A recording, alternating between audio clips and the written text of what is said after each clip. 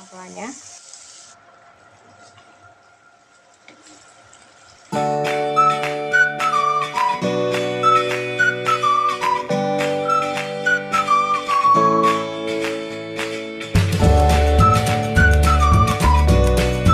Halo semuanya, kembali lagi dengan WHS Channel. Salam sehat teman-teman. Hari ini aku mau masak lagi seperti biasa, masakan rumahan, menu sehari-hari keluarga aku yang simple dan nikmat. Dan kali ini aku mau bikin krengsengan ati ampela khas Jawa Timur.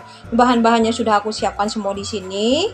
Yang pasti aku punya ati ampela sebanyak 500 gram. Dan ini ada bahan bumbu halusnya kecuali daun salam, serai, juga daun jeruk ya teman-teman ya. Di sini ada garam, kaldu jamur, merica bubuk, gula merah. Ini wajib pakai gula merah ya teman-teman ya. Terus ada kecap manis secukupnya. Juga ada cabai rawit merah yang tanpa dipotong-potong ya. Nanti akan kita masukkan utuh. Oke, langsung aja kita eksekusi. Oke teman-teman, seperti ini cukup halusnya ya. Langsung aja kita akan masak. Oke, kita tumis bumbu halusnya di minyak yang sudah panas. Kita masukkan juga serai, daun salam, daun jeruknya. Kita akan tumis sampai bumbunya masak ya teman-teman, biar nggak lama.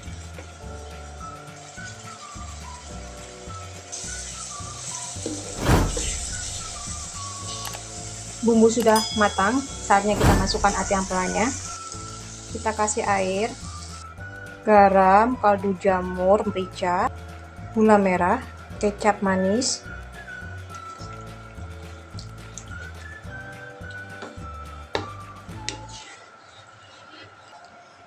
kita tunggu airnya mendidih, surut, dan ati ampelanya itu benar-benar bumbunya meresap ke dalamnya ya.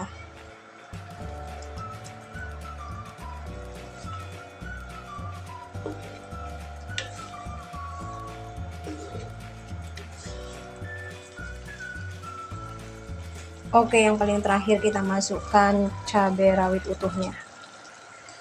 Cabai rawitnya kalau mau lebih banyak juga boleh ya teman-teman ya, opsional.